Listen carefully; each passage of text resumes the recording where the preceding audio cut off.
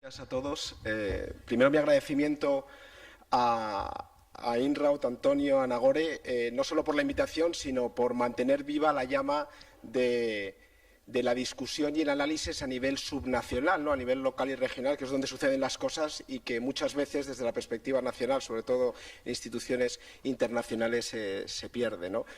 Bien, y sobre todo por hablar de un tema que yo creo que forma parte de la agenda turística de las principales instituciones internacionales y yo os debo decir que forma parte de la agenda de Exceltur, que es donde yo trabajo. Si en 2016 en nuestros consejos ha habido un tema recurrente sobre cómo posicionarnos, sobre cómo analizarlo y qué recomendaciones debemos dar, es sobre el rechazo al turismo creciente que hay en muchas partes del mundo y que yo voy a intentar contaros nuestras sugerencias, nuestro planteamiento respecto a la situación en España, ¿no?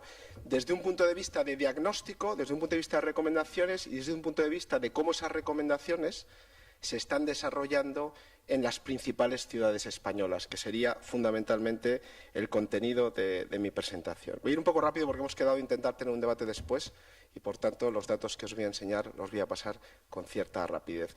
Bueno, el que el turismo va a seguir creciendo es una realidad. Las famosas previsiones de la OMT para los próximos años lo que nos dice es que se va a doblar. Todas las previsiones sobre los potenciales mercados relevantes para los próximos años lo que nos anuncia es un tsunami de turistas, por lo cual es bueno para los que trabajamos en turismo porque digamos que trabajo no nos va a faltar, pero realmente el crecimiento de las clases medias, sobre todo en los países del este, como mencionaba Álvaro, es extraordinario. El crecimiento de esos turistas con capacidad adquisitiva, de esos jóvenes turistas de más de 65 años que quieren disfrutar de esos destinos que no han podido hacer probablemente durante sus años de vida, es también enorme. Incluso los hábitos de viaje de los turistas más jóvenes respecto a lo que eran esos turistas más mayores establece también unas previsiones de crecimiento extraordinario para los próximos años y que al final, que es uno de los temas que ha salido en la mesa anterior, se traduce en que las previsiones de crecimiento de vuelos aéreos que maneja IATA sea de que en los próximos 20 años se va a duplicar el número de gente viajando en avión, ¿no? Y, por tanto, si a eso le sumamos lo que significan los propios, y aquí viajes lo pongo entre comillas, pero la propia dinámica de las ciudades en el mundo, donde 2/3 de la población vivirá en ciudades. En España, según Naciones Unidas, en 2050 el 86% de la población vivirá en ciudades y muchas veces buena parte de la sensación de presión que existe en las zonas de mayor atractivo turístico, los centros de las ciudades, las costas, viene de la propia población residente. Luego, las ciudades se van a tener que acostumbrar a gestionar escenarios como el que hoy forma parte de dos ciudades icónicas turísticamente y con problemas serios de overtourism como son Barcelona y Venecia, ¿no? Yo creo que esto es una realidad de la que hay que partir y, por tanto, uno tiene que empezar a pensar cómo enfrentarse a este reto. De cara a enfrentarse a este reto hay que saber cuáles son los elementos que están impulsando esta realidad, ¿no? Y, bueno, hay un debate sobre las ciudades costeras, sobre quien está causando este problema es la gran afluencia de cruceros. Nosotros en Exceltur hemos recopilado los datos de las 22 principales ciudades turísticas españolas y la realidad a día de hoy, probablemente hay una presión de los cruceros sin duda existente en algunas ciudades concretas, Barcelona es una de ellas, Málaga es creciente, pero el número de pasajeros en cruceros en los últimos 6 años no ha subido y, por tanto, sin embargo, hace 6 años no había una sensación de saturación en esos destinos. Bien, el número de plazas hoteleras como elemento de acogida de esos turistas que viajan a los destinos españoles en estas 22 ciudades ha crecido, pero realmente ha crecido en unas tasas muy razonables desde el punto de vista de la cantidad, es decir, a un ritmo del 1,5% anual. De hecho, desde 2009 el número de plazas hoteleras que se han incorporado en las ciudades es de apenas 45.000. Y, sin embargo, lo que está creciendo de manera descontrolada y exponencial es el número de viviendas puestas en el mercado turístico como consecuencia de su transformación en el uso, de lo que es constitucionalmente el uso de la vivienda a lo que es el uso turístico, ¿no? Estos son los datos, para que os hagáis una idea, porque esto es muy difícil de medir. Estos son los datos de las 8 principales plataformas que operan en España, solo especializadas en el alquiler de viviendas turísticas. Aquí hay duplicidades sin duda, es decir, no somos capaces de eliminar el efecto de la duplicidad de lo que está comercializado en Airbnb, en HomeAway, en Vindu, en Nyumba, en Only Apartments, en cualquiera de estas plataformas, pero sin duda lo relevante no es tanto el número, que es muy significativo, sino la tendencia. La tendencia es de un crecimiento brutal. En Exceltur nosotros nos metemos en todas las páginas web de cada trimestre y de abril de 2017 a noviembre de 2017, en el mismo año ha crecido un 20%. La oferta en estas 22 ciudades, donde están Madrid, Barcelona, Sevilla, Valencia, San Sebastián, Bilbao, etcétera, ¿no? Bien, y para que uno sea consciente del ritmo de crecimiento, me gustaría enseñaros un vídeo de un creador artístico, en este caso holandés, sobre el crecimiento en 5 ciudades, Barcelona, Berlín, Londres, Nueva York. Y os voy a enseñar el caso de Barcelona, que es muy sintomático sobre la velocidad de crecimiento de este fenómeno en Barcelona, en este periodo, desde 2010 hasta 2016. Si le puedes poner el sonido, porque es mucho más impactante con el sonido.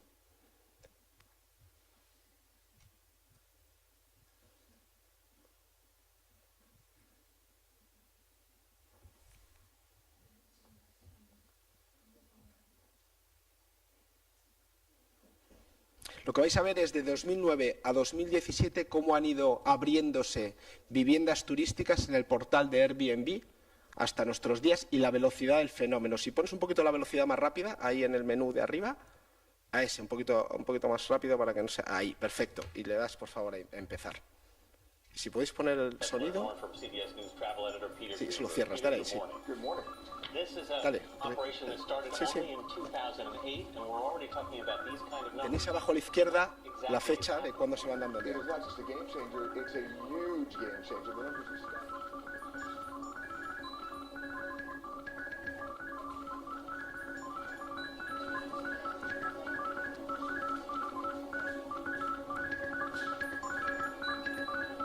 Estamos en 2012 todavía.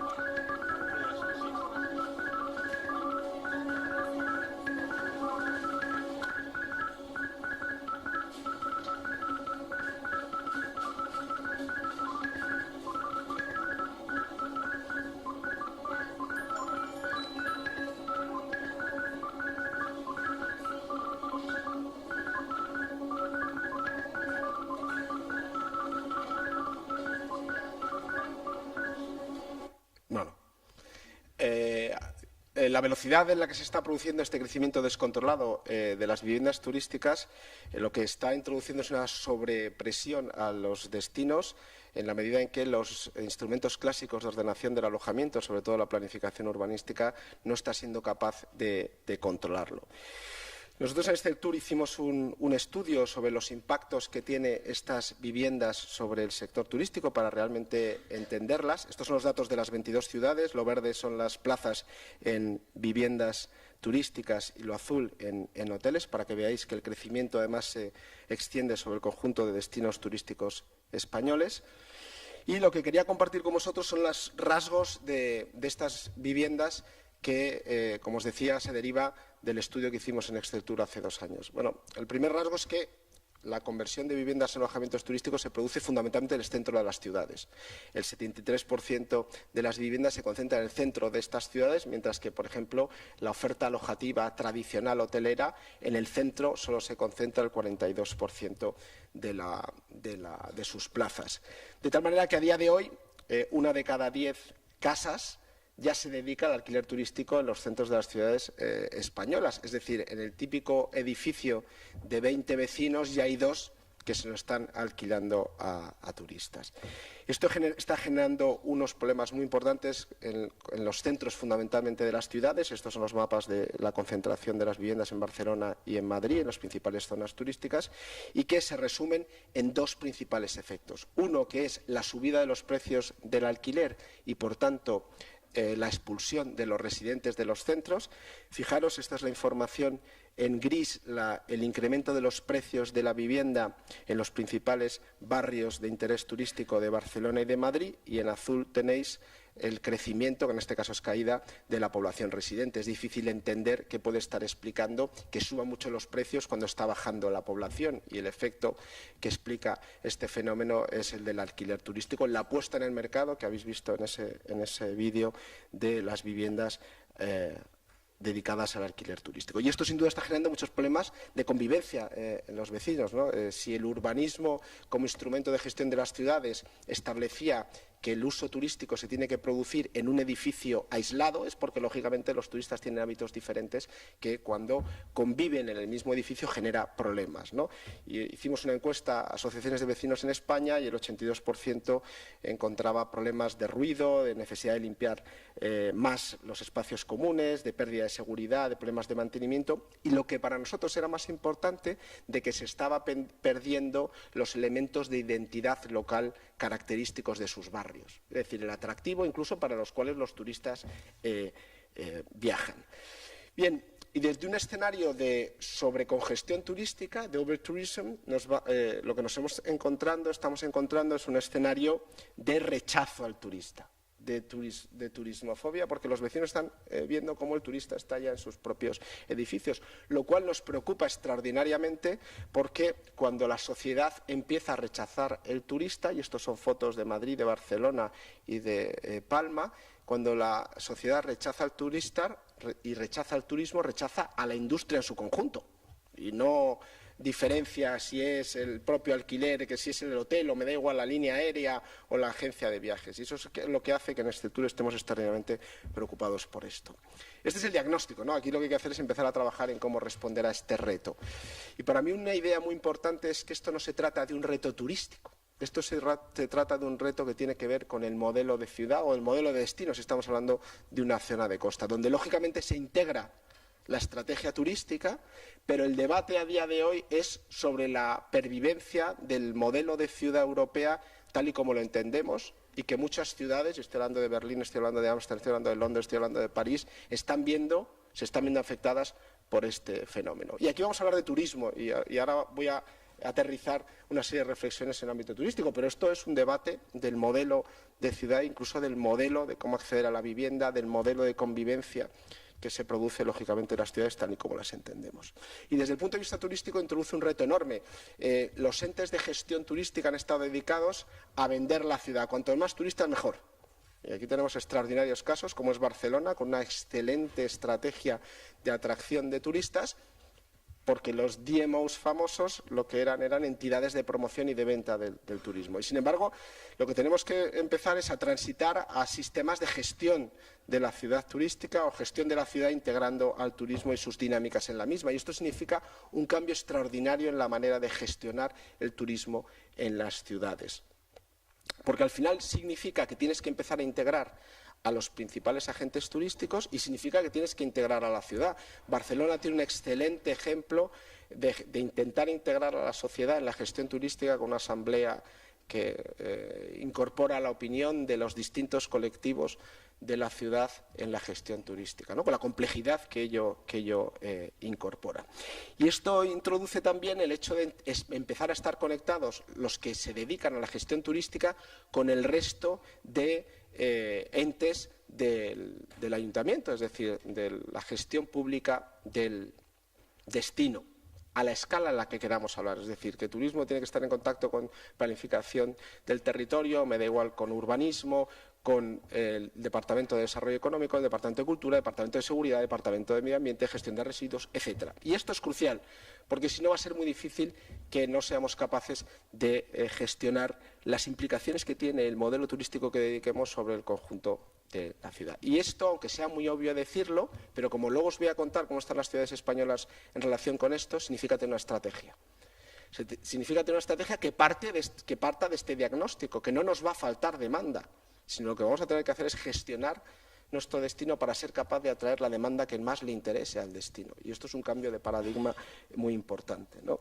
Y para eso, sin duda, tenemos que tener información. Hemos hablado el día de ayer y el día de hoy de las posibilidades de las nuevas fuentes de información. Sin duda, es un marco, nosotros hemos trabajado con alguna de ellas, con el uso de las tarjetas de crédito, que te aporta puntos de vista diferentes, pero que hay que integrar los sistemas de información en la toma de decisiones. Y muchas veces se genera información, pero esa información, como decía Inma esta mañana, no está integrada en el proceso de toma de decisiones, con lo cual se convierte en estudios muy interesantes, pero que realmente los que tienen que tomar decisiones no los integran. Esto significa empezar a tener un planteamiento urbanístico concreto del alojamiento turístico que muchas ciudades no lo han tenido. Conozco ciudades españolas donde el Plan General de Ordenación Urbana dice se pueden hacer hoteles sin necesidad de cambiar el uso, incluso, no voy a decir la ciudad de ello, y incluso de tenerse que decantar por tipologías alojativas, lo cual es algo que incluso frente a la opinión pública es difícil muchas veces de entender. El hecho de decir que una ciudad quiere optar porque hay hoteles de 5 estrellas, invento, de cadenas americanas porque el perfil del cliente, esto es muy difícil de explicar a la opinión pública, porque al final, bueno, pues todos queremos al final viajar, todos tenemos derecho a viajar, y claro, si empezamos a delimitar cuál es el tipo de oferta en nuestro destino, pues probablemente nos limite la capacidad de viajar porque no seamos capaces de pagar los precios de esa oferta. Pero un planteamiento urbanístico es muy relevante para ello. Barcelona lo tiene, esto es el mapa de Barcelona del PEUAD, las zonas rojas, no puede haber más oferta turística. Es sorprendente que Barcelona limite en el mismo sentido la oferta turística tradicional que genera empleo con la oferta de viviendas que no lo genera, pero bueno, esto es su estrategia y por lo menos se han planteado en el territorio trasladarlo. Pero lo más importante no solo es tener esa estrategia a nivel local, sino es tener los instrumentos para hacerla cumplir. Yo me atrevería a decir, por lo que hemos estudiado en Exceltur sobre este tema, que el debate no es de regulación, da igual la regulación que pongas, porque la que pongas a día de hoy no se cumple. Y, por tanto, el debate es mucho más importante partir de cómo se puede hacer cumplir la regulación y luego ver qué regulación es más adecuada para mi destino. Porque en Barcelona no se está cumpliendo la regulación por parte de alguna de las principales plataformas, pasa lo mismo en Ámsterdam, pasa lo mismo en Londres, pasa lo mismo en las principales ciudades, incluso en San Francisco, que es donde está una de las mayores empresas relacionadas con este fenómeno. Y esto significa empezar a trabajar los centros de las ciudades, incluso recuperando la necesidad de aplicar políticas públicas de vivienda para garantizar que las personas del propio destino mantengan la capacidad de vivir en los centros de las ciudades y, por tanto, que ese sabor local que dan los residentes de las ciudades no se pierdan en los centros, porque en algunas ciudades se están perdiendo. Y ahora os voy a poner un ejemplo de ellos. Y de poner en marcha políticas que apoyen al comercio tradicional, ese comercio diferenciador que ha hecho de muchas de las ciudades que conocemos un elemento único cuando las visitas. Os pongo un ejemplo de Madrid, pero como es un ejemplo que vivimos muy cerca, uno de los principales mercados más diferenciadores, no sé si muy atractivo, ¿no?, que es el mercado de Fuencarral, con todos mis respetos, por supuesto, a Decathlon, pero se va a convertir en una franquicia de Decathlon en una de las calles turísticas más emblemáticas de Madrid, como es la calle Fuencarral, ¿no? Esto significa también empezar a implementar estrategias de descongestión de los centros, fomentando nuevos polos de atracción turística en zonas diferentes. Esto Barcelona lleva trabajando tiempo. Tiene un efecto limitado, pero es sin duda importante incorporarlo. Tenemos casos de una magnitud urbanística muy importante en Barcelona, lo que fue la Barceloneta, en Madrid el Matadero, en Nueva York el High Line o los Docklands de Londres, como ámbitos, polos de atracción nuevos que descongestionan los lugares tradicionales de visita de los turistas, o incluso crear zonas de atractivo nuevo, como es el caso de Miami, el Design District, o incluso, que esto es un ejemplo urbanístico muy interesante, como los antiguos moles en Estados Unidos, con grandes parking alrededor, se reconvierten en zonas de shopping mucho más atractivas, que son un reclamo también para el visitante, incluso para los locales localizados, donde los moles estaban localizados, es decir, en los alrededores de las ciudades.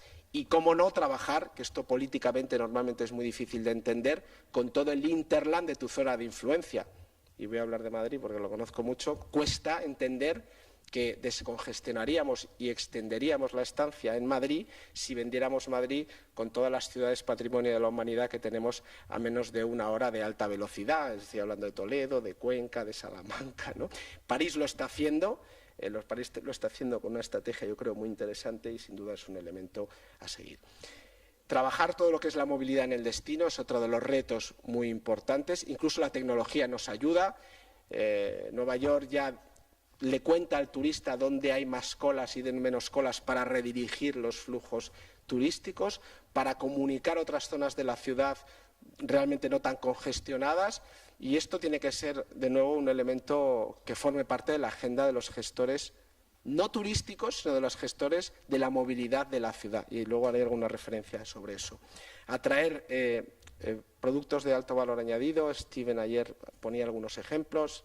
Yo creo que es muy importante el empezar a segmentar cuáles son los productos que nos pueden aportar más a los destinos. Este es muy obvio, pero sin duda es uno de ellos, el turismo relacionado con las conferencias y los congresos. Y luego no caer en la tentación de que cualquier elemento de conectividad turística es bueno per se. Y ahora ya no voy a dar ningún ejemplo, pero en España hay casos de ciudades que han apostado con dinero público de manera intensa a atraer muchos vuelos y se han dado cuenta que, claro, esos vuelos estaban asociados a un perfil de cliente muy bajo que congestiona e incluso nos cuesta dinero porque lo que contribuye al destino es mucho menor que los costes que están asociados a todos los servicios públicos. Normalmente esto nos integra las estrategias turísticas, lo que se quiere es más gente, aeropuertos más grandes, más aviones, y muchas veces eso es contraproducente para la propia estrategia de posicionamiento del destino. Bien, ¿qué estamos haciendo, cómo están trabajando las ciudades españolas sobre estos temas a día de hoy? Nosotros en mayo de este año presentamos un estudio que es un monitor de competitividad turística que mide 62 indicadores de esas 22 ciudades más importantes en España de cómo están trabajando estos temas. No os voy a contar los 62 indicadores, no os preocupéis, os voy a contar solo 5, 6 respecto a estos temas de cómo lo están trabajando. Bien, dentro de la escala organizativa, porque esto lo hicimos en el año 2002, el turismo cada vez pierde más peso. Es decir, la relevancia de la actividad turística en la toma de decisiones municipales respecto a lo que medimos en el año 2012 en estas ciudades es muy inferior. Salvo en Alicante, Barcelona, Santander y Valladolid, en el resto realmente el turismo no es un elemento importante en la toma de decisiones locales. La coordinación entre los departamentos del ayuntamiento que tiene que ver con la gestión de ámbitos vinculados al turismo es prácticamente inexistente. Es decir, esto lo que medimos es si hay una comisión relacionada con el turismo en el que se sienten los responsables locales del conjunto de áreas del ayuntamiento. Pues solo Barcelona, Málaga y Valencia la tienen, con lo cual la coordinación es mucho más informal por llamadas de teléfono entre los técnicos del ayuntamiento. Realmente las estrategias turísticas construidas sobre el territorio son muy escasas. Aquí lo que medíamos era si al menos había acciones, si esas acciones tenían un presupuesto, si el presupuesto tenía un responsable, y a partir del puesto 8 realmente los planes estratégicos de las ciudades básicamente son planes de promoción turística, no incorporan todos los retos locales de los que estamos hablando. El trabajo sobre el problema del crecimiento exponencial de los alquileres de viviendas turísticos, cuando lo hicimos a finales del año 2016 y hasta 2017 cuando lo cerramos, realmente solo era una realidad en el Ayuntamiento de Barcelona. En Valencia se empezaba a discutir sobre el tema porque se había hecho un estudio, en Madrid se ha hecho un estudio, en Palma se ha hecho un estudio, en San Sebastián y en Sevilla, pero sin duda no se han puesto en marcha en ese momento, alguna de estas ciudades está cambiando, medidas concretas para gestionar el fenómeno. Otra cosa es el cumplimiento de esas medidas. Y por último, solo Barcelona tiene un plan de movilidad turística. Es decir, con la carga que incorporan la afluencia turística a los destinos, sorprende que en España de las 22 ciudades tan solo haya una que realmente haya hecho un plan para integrar la movilidad de los turistas en su estrategia turística. Valencia, Alicante, Córdoba, Gijón, el resto de ciudades que veis en verde, lo que hay es en su plan de movilidad una reflexión sobre el turismo, tampoco muy avanzada, la verdad. Bien, con lo cual nos encontramos ante un fenómeno extraordinariamente relevante, nos encontramos algo que va a transformar y que está transformando ya los destinos, y al menos en España todavía, por lo menos desde lo que hemos hecho, que es intentar estudiarlo con el mayor grado de detalle posible, la realidad es que tenemos muchísimo trabajo por hacer. Muchas gracias.